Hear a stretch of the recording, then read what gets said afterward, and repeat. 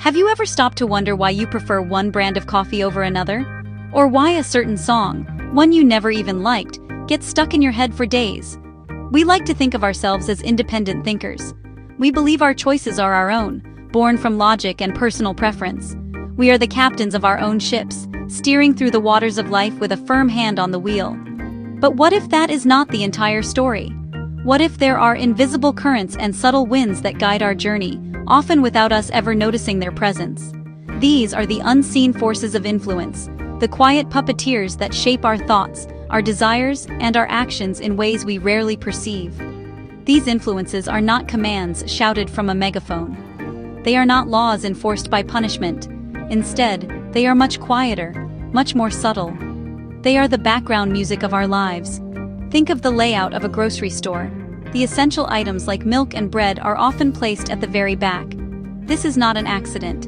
It is a carefully designed path that encourages you to walk past countless other products, each one a small suggestion, a little nudge. We walk this path willingly, believing we are simply on a mission for milk, but our minds are being gently steered toward other possibilities, other purchases, along the way. This is the art of shaping behavior without force, a psychological dance we all participate in. This kind of influence works because it taps into the fundamental wiring of our brains. Our minds are built to take shortcuts. We cannot possibly analyze every single piece of information we encounter every day. It would be exhausting. So we rely on cues, patterns, and familiar signals to make quick decisions. These mental shortcuts are incredibly useful, but they also create openings for external influences to slip in. An idea presented by a trusted source, a message repeated over and over, or a choice framed by a sense of urgency can all hijack our decision-making process. It is a quiet takeover, one that happens so smoothly that we often convince ourselves the resulting thought was ours to begin with. In this exploration, we will pull back the curtain on some of these invisible puppeteers. We will look at the powerful role of the media in painting our picture of the world. We will examine how our earliest education builds the very framework through which we see everything. We will discuss how the primal emotion of fear can be a powerful motivator, steering us away from some paths and toward others. And we will see how simple repetition can turn a fleeting idea into a deeply held belief. Understanding these mechanisms is not about becoming cynical or paranoid. It is about becoming more aware. It is about learning to see the strings so we can decide for ourselves whether we want to dance. The media we consume is like a window. It shows us a view of the world that extends far beyond our immediate surroundings. We see distant lands, learn about complex events, and meet people we would otherwise never know. But every window has a frame. The frame determines what we see, and just as importantly, what we do not see. The media, in all its forms, news, movies, social media feeds, acts as this frame. It selects which stories to tell, which characters to highlight, and which angles to present. This selection process is not necessarily malicious, but it has a profound effect on our perception of reality. It shapes what we consider important, normal, or true. Think about the way a simple news story is constructed. A journalist chooses which expert to quote, which witness to interview, and which statistic to feature. A filmmaker decides which character gets the heroic music, and which one is cast in shadow. These small choices accumulate. They build a narrative. If we constantly see stories about a certain type of problem in a specific neighborhood, our minds begin to associate that neighborhood with that problem. We might not have ever been there, but a picture has been painted for us. This picture can feel so real, so vivid, that it becomes our reality, influencing our opinions and even our feelings about a place we have never visited. The power of media is not just in what it shows, but in how it makes us feel. A dramatic soundtrack in a movie can signal danger, making our hearts beat faster even though we are perfectly safe on our couch. A heartwarming story about a community coming together can inspire feelings of hope and unity. These emotional responses are powerful. They create strong mental associations. When an idea is linked to a strong emotion, it becomes more memorable and more impactful. The media is a master at creating these emotional connections, weaving feelings into the fabric of the information it presents. This ensures that the messages do not just enter our minds, they resonate within them. Furthermore, the sheer volume of media we consume creates a kind of immersive environment. Our social media feeds, our television shows, and the articles we read all contribute to a shared cultural conversation. They define what is trendy, what is funny, and what is worth talking about. This creates a sense of what is normal. When we see the same ideas, lifestyles, or products repeatedly across different platforms, they begin to feel familiar and eventually accepted. We start to measure our own lives against this media-constructed reality, subtly adjusting our desires and aspirations to align with the world we see on the screen. It is a slow, steady process of calibration, happening one click, one show, one article at a time. Education is the architect of the mind. From our very first day in a classroom, it begins to construct the scaffolding of our understanding. It gives us the tools of language, the principles of mathematics, and a narrative of history. This foundation is essential. It allows us to build more complex ideas and navigate the world. However, the design of this foundation is not neutral. What we learn, and just as critically what we do not learn, shapes the very structure of our thought processes for the rest of our lives. The curriculum is a curated selection of knowledge, chosen from an almost infinite sea of information. This selection inevitably emphasizes certain perspectives while leaving others in the shadows. Consider the way history is taught. A history textbook is not a perfect mirror of the past. It is a story, and every story has a protagonist. We learn about great leaders, pivotal battles, and glorious discoveries. These stories give us a sense of identity and a shared past. But they are simplified versions of complex events. The focus on one nation's triumphs might mean less time is spent on its failures or on the perspectives of other nations involved. This is not necessarily a conspiracy to hide the truth. It is often a matter of limited time and the need to create a coherent narrative. Yet the result is a worldview that is pre-framed, with certain ideas and figures placed at the center and others at the periphery. The influence of education extends beyond the content of the lessons. The very structure of the school system teaches us how to think and behave. We learn to follow schedules, to respond to bells, to raise our hands before speaking, and to work toward goals defined by others, like grades. This system rewards a certain kind of thinking, linear, orderly, and compliant. It trains us to see problems as having a single correct answer found at the back of the book. This is an incredibly effective way to manage a group and transfer knowledge, but it can also subtly discourage other modes of thought, such as creative exploration, questioning authority, or embracing ambiguity. We learn the how of learning itself, and that method stays with us. Moreover, the teachers and mentors we encounter in our educational journey act as powerful role models. Their passion for a subject can ignite a lifelong interest in us. Their encouragement can build our confidence. Conversely, their biases or disinterest can subtly steer us away from certain fields. We learn to trust these figures of authority, and we absorb their attitudes and values along with the facts they teach. The educational system, therefore, is not just a pipeline for information. It is a complex social environment that shapes our intellectual habits, our social behaviors, and our fundamental beliefs about the world and our place within it. It lays the foundation upon which all future learning is built. Our brains love patterns. They are wired to recognize and respond to things that appear over and over again. This is a survival mechanism. The sun rises every day, so we expect it. A certain berry made us sick once, so we avoid it. This same principle applies to ideas. Repetition is one of the simplest and most powerful tools of influence. When we hear a phrase, see an image, or encounter an idea repeatedly, it starts to carve a pathway in our minds. The first time, it might be novel. The 10th time, it becomes familiar. The 100th time, it can start to feel true, regardless of its actual validity. This is the mere exposure effect in psychology. Think about advertising jingles or company slogans. They are designed to be simple, catchy, and most importantly, repeated endlessly. You might hear a soda commercial on the radio, see a billboard for it on your way to work, and then see a sponsored post for it on your social media feed. You are not being forced to buy the soda. No one is making a logical argument for why it is superior. But the brand name is being etched into your memory through sheer repetition.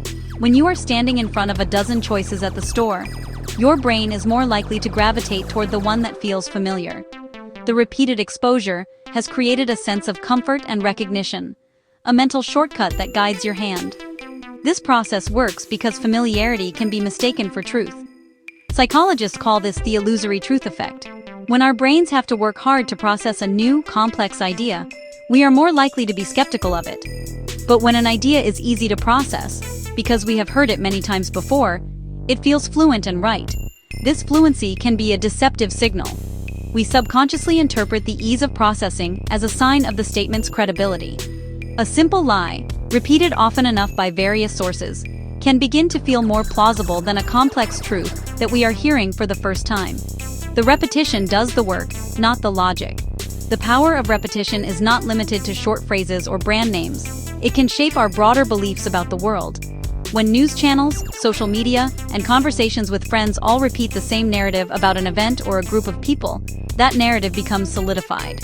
It becomes the default story, the accepted version of reality. Alternative viewpoints, even if they are valid, have to fight against the well-worn mental groove created by the repeated message. Over time, we may not even remember where we first heard the idea. It just becomes something we know, an echo in the mind that we have mistaken for our own thought. Fear is, honestly, our oldest and most powerful emotion. It's the internal alarm system that's kept our species alive for, well, millennia. It warns us of immediate dangers: the predator in the bushes, the edge of a cliff, the fire that's getting a little too close. When this alarm goes off, our bodies and minds, they just shift into a totally different mode. Our focus narrows, our heart rate speeds up, and our ability for complex, rational thought, it really takes a back seat. We're primed for immediate action, fight or flight. Now sure, we might not face predators every day, but this ancient system can still get triggered by modern anxieties. And when it does, it can be a surprisingly powerful tool for influencing our behavior, even without any physical force. An appeal to fear, it actually shifts our decision-making from logic to emotion. Think about a commercial for a home security system. It doesn't rattle off the technical details of its cameras. Instead, it shows a shadowy figure lurking outside a window at night, while a family sleeps, totally unaware. The ad isn't really selling a product, it's selling a solution to a feeling, the feeling of fear. It creates this little spike of anxiety and then, right away, offers a way to relieve it. This problem-solution format is, honestly, incredibly effective.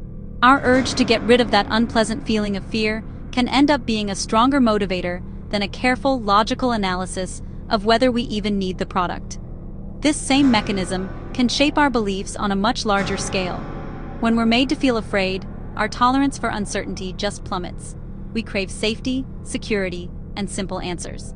A complex, nuanced explanation of a problem can feel, well, really unsatisfying when we're anxious. We're drawn to ideas and leaders who promise clear, decisive action and a quick return to safety. Fear makes us more risk-averse and more likely to trust authority figures who promise protection. We get more willing to accept restrictions or trade-offs if we think they'll keep us safe from whatever threat we perceive. Sometimes, the fear itself becomes the justification for our choices. And here's the thing, the source of that fear doesn't even have to be real to be effective.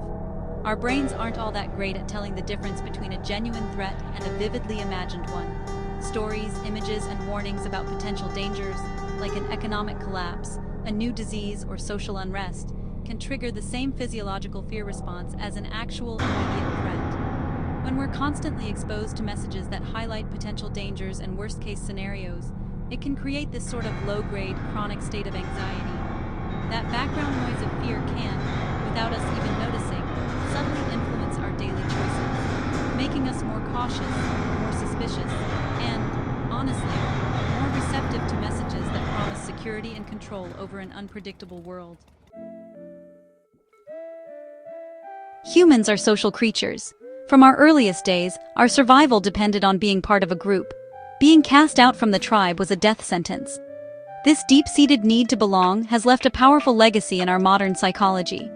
We have an instinctive desire to conform, to align our behaviors and beliefs with those of the people around us. This principle is known as social proof. When we are unsure of how to act or what to believe, we look to others for clues. If everyone else is doing it, we assume it must be the right thing to do. This is not a conscious decision. It is a mental shortcut that is often activated automatically. Think about a simple scenario: choosing a restaurant in an unfamiliar city. You see two restaurants side by side. One is bustling with people, with laughter spilling out the door.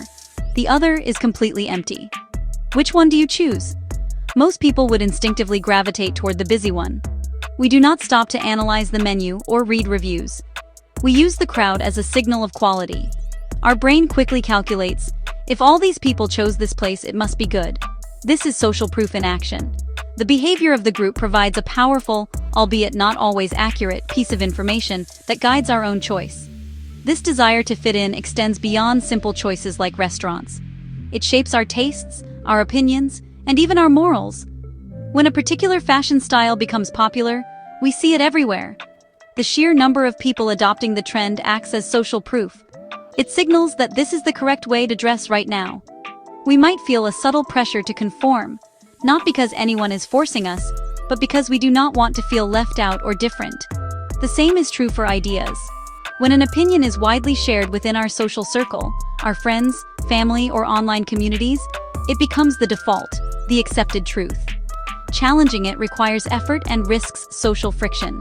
The digital age has amplified the power of social proof to an unprecedented degree. Social media platforms are built around it. Likes, shares, and follower counts are all visible metrics of social approval. A post with thousands of likes is perceived as more important and more credible than one with only a few. We see trending topics and assume they are what everyone is talking about. This creates powerful feedback loops. As an idea gains visibility and social proof, more people adopt it, which in turn gives it even more visibility and social proof. It is a snowball effect that can make an idea seem like a massive consensus, even if it originated with a small group. Our ancient need to be part of the tribe makes us susceptible to the digital crowd. Our minds do not think in spreadsheets and data points. We think in stories. From ancient myths to modern movies, narratives are the primary way we make sense of the world.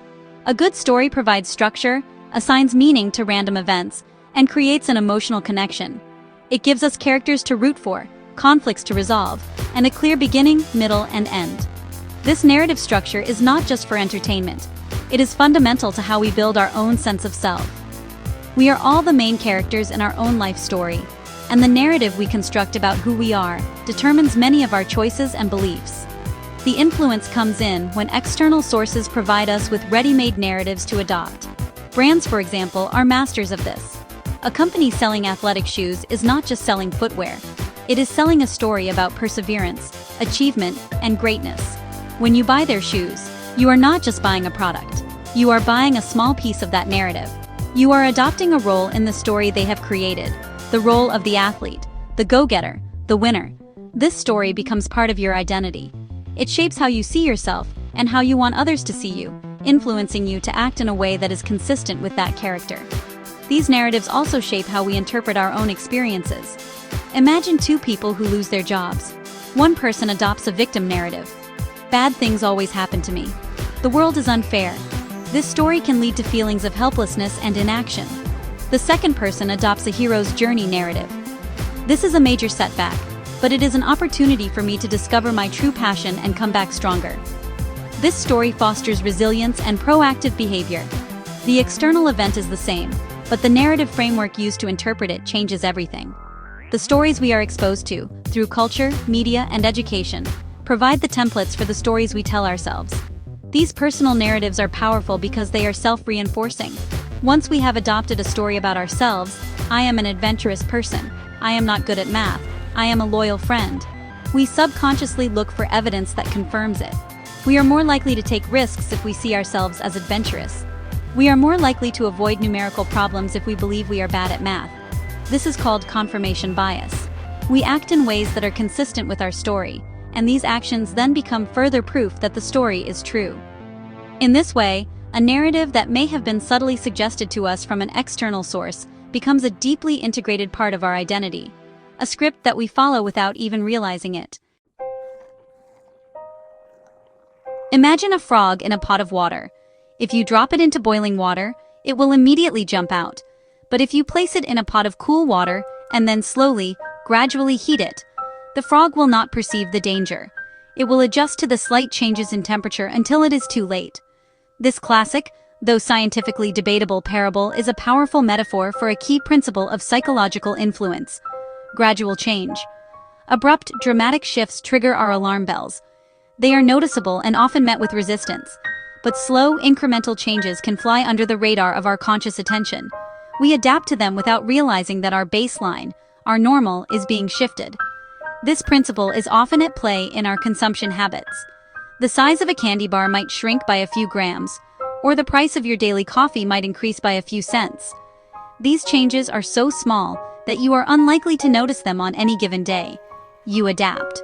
But over the course of a few years, you might be paying 25% more for a product that is 15% smaller. There was no single moment of outrage because there was no single dramatic event. The change was a slow, steady current that gently moved you to a new position. You accepted each tiny step, and the sum of those steps resulted in a significant change that you never explicitly agreed to. The same process can apply to social norms and beliefs. Ideas that might have seemed radical or unacceptable a generation ago can become mainstream through a process of gradual normalization. This often begins at the fringes. The idea is introduced perhaps as a shocking or controversial concept in a movie or a book. Then it is discussed more frequently, debated on talk shows, and appears in more articles. With each exposure, it becomes a little less shocking and a little more familiar. Over time, the constant low-level exposure shifts the boundaries of what is considered acceptable public discourse. Like the frog in the warming water, society adapts to the new temperature without a single moment of decision. This shifting baseline syndrome means that we tend to accept our current situation as the norm, without remembering how different things were in the past. We forget that portion sizes used to be smaller, that a certain level of privacy used to be expected, or that a particular word had a different connotation. Our memory is not a perfect recording device, it adapts to the present. This makes us vulnerable to slow, deliberate influence. Because we do not perceive the change as it is happening, we do not question it, we do not resist it. We simply adjust, and the world we lived in yesterday is quietly replaced by the world we live in today, one tiny imperceptible degree at a time.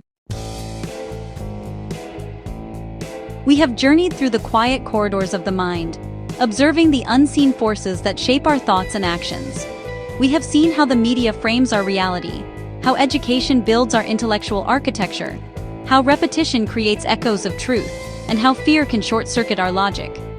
We have explored the pull of the crowd, the power of narrative, and the slow, creeping current of gradual change. It might be tempting to feel a sense of unease, to feel like a puppet whose strings are being pulled by invisible hands. But that is not the final chapter of this story. The most important discovery is not that these forces exist, but that they can be recognized. Awareness is the antidote. These methods of influence are most powerful when they operate in the dark, beneath the level of our conscious thought. They rely on our mental shortcuts, our autopilot mode. The moment you shine a light on them, their power diminishes. When you watch a news report, you can now ask, what story is being framed here? What is being left out? When you feel a pang of fear from an advertisement, you can recognize it. This is an appeal to my emotions, not my logic. When you hear a slogan for the 10th time, you can pause and think, is this familiar because it is true, or is it familiar because it is repeated? This awareness is not about rejecting all external influence. That would be impossible and exhausting. We need our mental shortcuts to navigate the complexity of daily life. The goal is not to build a fortress around your mind, but to install a watchman at the gate. This watchman's job is to simply notice what is trying to get in. It is the practice of asking, why? Why do I believe this? Why do I want this? Why am I feeling this way? Sometimes the answer will be simple and sound, but other times the question itself will reveal the subtle hand of an external influence, a string you did not know was there. Ultimately, true control comes not from being immune to influence, but from having the clarity to choose which influences you accept. It is about moving from being a passive recipient of messages to an active participant in the construction of your own mind. By understanding the psychology of how minds are shaped, you gain the ability to step back, to observe the process, and to make a conscious choice. You can choose to be moved by a story because it resonates with your values, not just because it is well told. You can choose to agree with the crowd because you have considered their position, not just because you fear being alone. In a world saturated with quiet persuasion, awareness is the ultimate tool for intellectual freedom. It wakes the watchman.